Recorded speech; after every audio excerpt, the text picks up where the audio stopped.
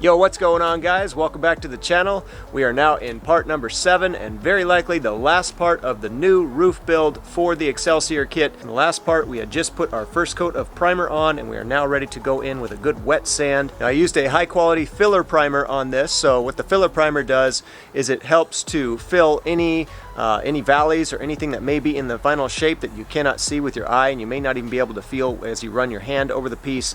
The filler primer, of course, is going to find and fill those areas, and the wet sand will reveal where there may be any pits in there.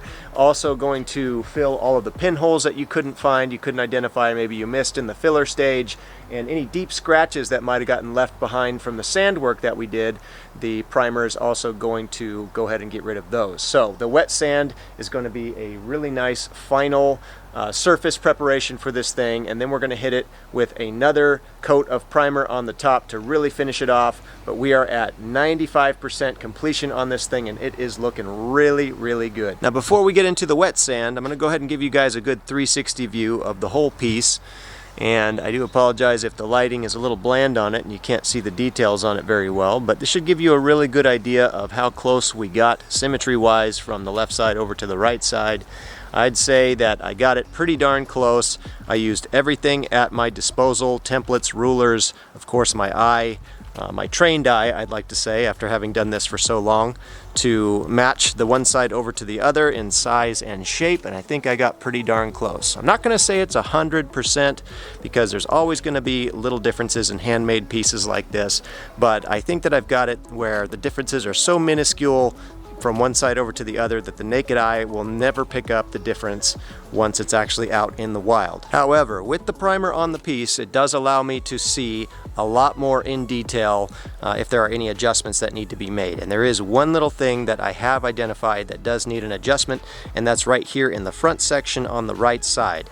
If I kind of bend down here, you can see this side right here, this line is just slightly sharper than the left side right here. This side tapers down a little sooner than this side right here. So you can see that line approaches the front edge a little bit more than the left side right here. So I will need to go ahead and taper that down just a little bit more, and I think I'm going to taper out this edge a little bit more right here to create a slightly more pronounced curve right there. That is the only thing on this piece that I identified, and I have taken a really good hard look at it. That is the only area that I think does need attention before we get into our final steps and wet sanding, is that little section right there. Other than that, I'm 100% satisfied with it. I could probably leave it just the way it is and nobody would ever notice, but that's just the way I am. I am such a perfectionist that if I see something like that, it's just going to bug me to no end if I don't deal with it now. So I'm going to go ahead and put in the work to make that little adjustment right there. It will entail very possibly opening up some new pinholes and things that will need to be filled, and then we'll of course need to do our reprimer and everything on it as we get down through this primer layer right here. That's just going to entail more work. That's just par for the course. That's how this kind of work is. I'm good for it. I wouldn't have started if I wasn't. So I'm going to go ahead and make those adjustments before we get into our finishing touches, and then we'll go from there. Alright, I've gone ahead and made the necessary adjustment there. You're probably not going to be able to see it very well as it is still just raw. What the heck was that? I don't know what that was. Anyways, just raw fiberglass back down to the fiberglass and filler. So you may not be able to see the difference, but I got it really, really dialed in now. So way, way better. Tapered this down so that we have the same exact distance with this line to the front edge. And this line to the front edge is now approximately about 1 inch on both sides, so very close. I also, as I had mentioned, tapered in this little edge, this line right here, out a little bit more so that it matches the angle of this side to that side a little bit better. So we have a slightly more of an exaggerated curve right there to match this one right here. And it is now looking way, way better. Also took just a very slight amount off of the top here just to bring that down. I could have been mistaken, but it looked like it may have been just like a hair, 1/16 of an inch or less higher on this side, so I went ahead and took it down by just a hair on that side too. Looking great, so I'm going to go ahead and refill and reprimer. Okay, I've gone ahead and finished up the filler work on the area that got adjusted there. Also went over with another skim layer of the spot putty just to make sure, and I got another layer of primer over it now so you can see that nice adjustment. I can tell already that that little adjustment was all we needed to bring this thing closer to 100% perfection. I'm a very happy camper. So at this point we got to let this primer dry up now. After about an hour or so, I will come back out here. It should be dry to the touch and sandable at that point, so we will then go ahead and start the wet sand process. Okay, here we are about an hour later. We are now dried to the touch on this primer layer. We are ready for our wet sand. I'm going to go ahead and use a 320 sandpaper over a really flexible sanding block and just standard water. Got a little water bottle right here to keep the thing moist the whole way. It's one thing about wet sanding is you really want to make sure you have an adequate amount of water as you're wet sanding, and you're making sure you're not sanding over any dry areas, because then it's just going to create more sand marks, and we don't want that. All right, so I'm going to go ahead and get started here, and we should get a super nice fine finish.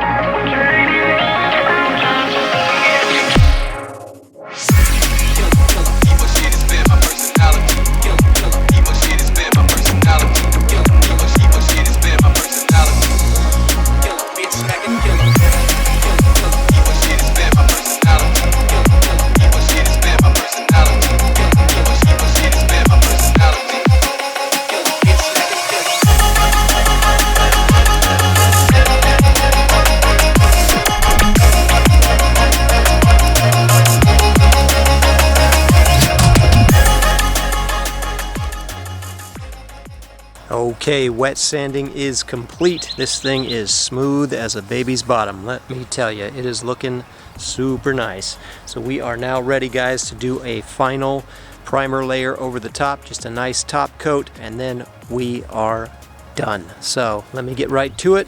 We'll let it dry up. I'll come back out here, throw it on the car, and show you guys while it is on the car.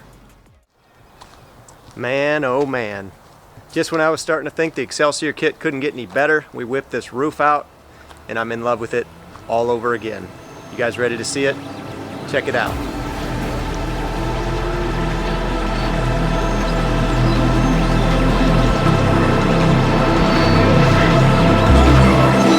Hearing was a key.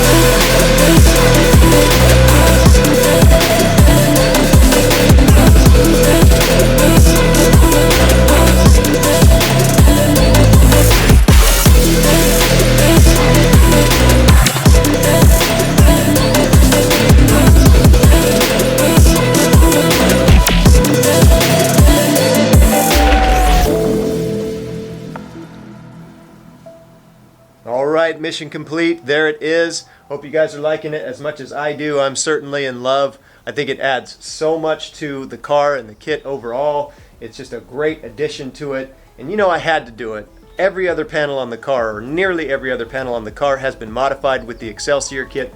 The roof was one of the very few exceptions. That and the doors were really the only exceptions to everything being modified. So I had to make a new roof for it, and I'm so glad I did, because I really feel like it is the icing on the cake, or the cherry on top, if you will. It really does add so much more character to the kit overall. I wish you guys could see it in person and kind of step back and look at the entire profile of the car with it, but you will see it in time once the car is finished. I know on video here it looks really messy, the primer's splotchy, the car's filthy and all that, so you're really not going to be able to get the full effect with it at the moment, but trust me, this thing looks epic, and once the car is all done, I am so excited for you guys to see that. Keep in mind, this is going to be overlaid in carbon fiber and all that, so it's going to be insane. Now, as far as mounting the new roof cap here, there's a couple of different ways that you can do it. Commonly, when you buy an aftermarket roof cap, the common way to do it is just to use some double-sided tape, some of the industrial strength stuff, typically the 3M double-sided tape, and you just tape it all along the perimeter of the piece, and that's usually enough to give it a sufficient bond to the factory roof of the car. I believe that tape is rated for about 30 pounds, so if you do a sufficient amount of coverage all the way around the piece, that should do the trick. As I had mentioned earlier in this series here, you do want to make sure that your mounting areas are nice and solid, that they're not compromised, there's no cracks or anything like that, because if that gives way and even a single corner lifts up and air gets up under there, the amount of air pressure that will push this thing up and off the car is devastating. So you really want to make sure that you get it sealed down as tightly as you can, especially if you're using the tape. The other way, and probably the more preferred way, but more permanent way to affix this to the roof, is with panel bond. And if you can go that route, that is definitely the way to go, because panel bond is extremely strong. You can actually use it to bond metal to metal. That's how strong it is. So it has no problem bonding fiberglass to the factory roof. The downside to that is that it is permanent. Once you put that panel bond on there and you put this thing on, it is not coming off unless you break it off. So if you get something like this, or you make a piece like this, or you get an aftermarket one, keep in mind that panel bond is going to be the safer way to go, but it's also the permanent way. You can likely still get a roof cap off if you're using the tape, but the panel bond is a one-shot deal and it's done. Now in my case, I plan on including this piece with the Excelsior kit as we get it into production and up for sale. So I will not be panel bonding this right now. Of course, we have to make molds of the piece first. So if I panel bond it now, I'm screwed, because I'm not going to be able to get it off. This is the prototype, obviously, the only one in the world right now. So we have to make molds along with everything else. Every other piece of the kit has to be molded, and once we have the molds, then I can go ahead and panel bond this onto the roof. So it's going to be a little while yet before we get to that point. I am still in the process of finalizing the molding and all that stuff, so I don't have any exact date as for when that's going to happen, but rest assured I am going to make sure that this part is included in the kit, because like I said, I think it looks absolutely fantastic and it's just the icing on the cake for this kit. I really think that every Excelsior kit needs to have the roof along with it. It just adds that much. So that is it for the new roof build series. I hope you guys have enjoyed this and maybe learned a thing or two along the way. I know I did. As I told you guys, I'd never made a roof before, but my confidence is sky high now because the result is just fantastic and I love it so much. So I'm confident that this is something that I can do in the future again as well, and you guys can too. Let me tell you, if you want to learn how to do this kind of stuff, the best teacher is going to be yourself and just trying. You got to try. Even if you fail, it's okay. That's how you learn. I certainly learned that way. I failed many times as I was not only in this kit, but in the kit that I made before this. That's really where I learned the most, is I failed a lot. So don't be afraid to fail. Jump in and make your own parts, because that's what makes a real build. If you want to stand out in this community, you got to get your hands dirty and make your own stuff. I've talked about this before on this channel, and I can't tell you enough how important it is to be creative, take matters into your own hands, and just have fun with it. That's what's really going to help you make an impact in the community. Some people are just content to buy a bunch of aftermarket parts and just put them on the car, but in my opinion, and in the opinion of other like-minded individuals, that's not really a build. You're just swapping parts, you know. But a build is where you've actually built something. You've made something with your own hands that nobody else has. And I'm going to tell you right now from experience, there is no greater sense of satisfaction than making something yourself. Even if you've failed several times to get to the finish line, making something yourself produces the greatest sense of satisfaction and enjoyment. I want to encourage you guys, you can do so much more than you think you can. Too many people, they stop short of their potential because they think that they don't have the skills or they don't know how to do it and they can't reach that level, so they have to settle with what everybody else has to try and fit into a certain demographic or a certain culture of the time. That's not the case. Break out, guys. Make your own culture. I'm telling you, there's two types of people. There's leaders and there's followers. You get to choose which one you want to be, right? You choose where you settle. So I'm just encouraging you guys, don't stop short. Go for it. Have fun. You will be very surprised what you're able to accomplish if you just put your heart, mind, and hands to it. You'll blow yourself away, let me tell you. Speaking from experience, okay? Anyways, that's it for this build series. Again, I hope you guys have enjoyed it. Stay tuned to the channel. We have a lot more coming with this car. As you guys know, at least if you've been following the channel, I am trying to get this car to SEMA this year. I'm going to be completely honest with you, it may or may not happen at this point. We've gotten a lot of delays in a lot of areas, so I'm just going to put that out there. If we don't make it to SEMA, it is what it is. I'm not going to beat myself up over it. There's always next year. Hopefully, with the way the world's going right now, hopefully there's next year. But anyways, I'm still going to shoot for it. I'm not going to slow down on this. I'm going to keep the pedal to the floor on this project and keep it going. We've got a lot more stuff to do. You can see over in this corner, I've got a corner that is swelling with new parts that are arriving almost every week for the build. So we're going to go through all those. I'm going to be documenting everything. I've got new headlights. I've got new interior stuff. All that and a bunch of new exciting stuff to come. So please stay tuned to the channel. If you're not subscribed, please subscribe. It would help me out. It's free for you, and you're not going to want to miss where this car goes from here, whether it's SEMA or whatever. You're not going to want to miss it. This Z, not to sound prideful or anything, but this Z is really a special car. It really is. So I invite you guys to stick with me along for the journey of this thing, wherever it ends up, and I promise you will not be disappointed. All right, so hope you guys are all doing great. God bless. I will see you on the next one. Peace out.